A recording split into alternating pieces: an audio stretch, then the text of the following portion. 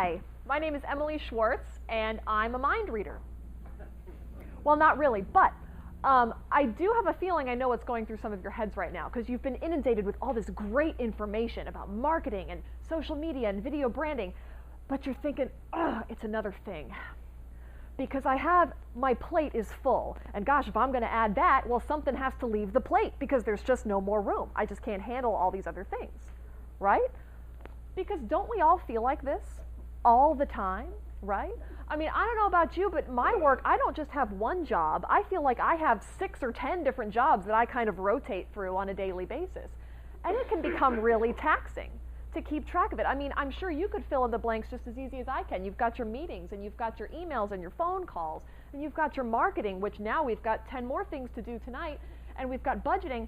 And gosh, at the end of the day, it's frustrating because you've got all this stress and too much to do and not enough time to do it. So here's the way I think about it. Because if you were carrying extra weight around with you and you wanted to fix that, someone would say, well, go on a diet. That's just kind of a natural progression. But if it's your schedule that feels bloated and you have a lot of extra stress that you're carrying around with you, you go on a time diet. And that's the way I think about time management to make it easy. Because let's be honest, any time management book, any time management speaker you ever hear is going to tell you essentially the same thing. Be organized, don't procrastinate, get your work done on time, blah, blah, blah, blah, blah. It's nothing new, and it's nothing we don't particularly know. But I think if you frame it like a diet and view it as eating a balanced diet of tasks every day, it just makes that same information a little easier to understand and more interesting, more palatable, if you will.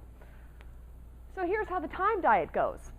And I know that some of you are already thinking, Emily, there is cake and the word diet in your presentation. I'm sold, whatever it is, speak no more, all right?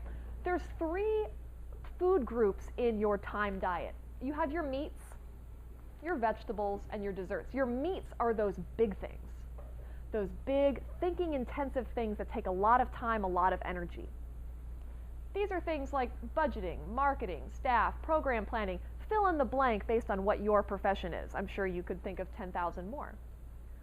Then you also have your vegetables. Now, these things are still important, but they just don't take the same kind of thinking that your meats do, and they might not take as long. These are things like day-to-day emails, phone calls, organization, paperwork. Again, fill in the blank based on whatever your particular profession is.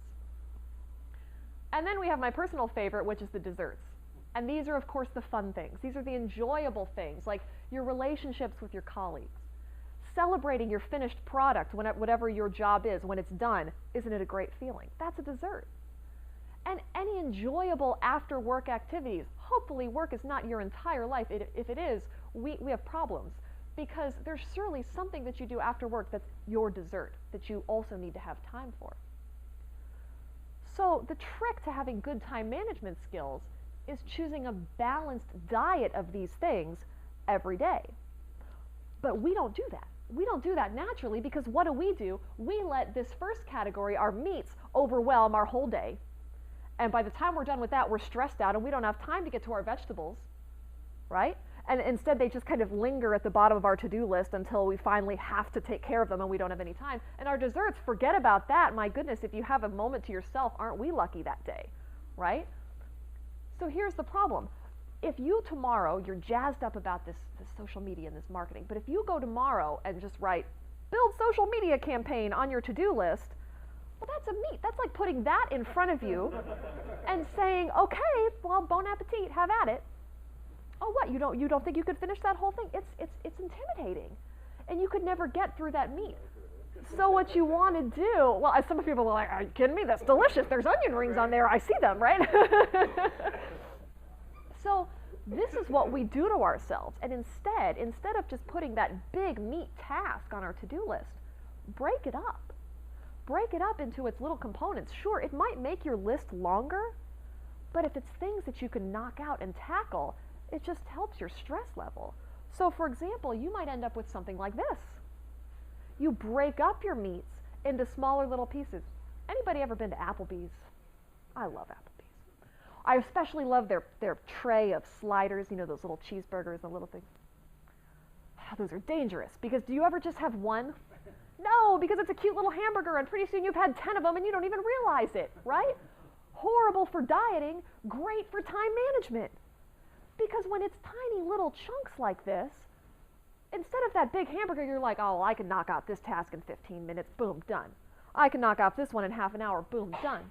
And pretty soon, you're crossing things off and moving forward. That giant cheeseburger, you would never get to cross that off your list. But this, pretty soon, you're moving through 15-minute, half an hour tasks, checking them off, and you're getting the same amount of work done.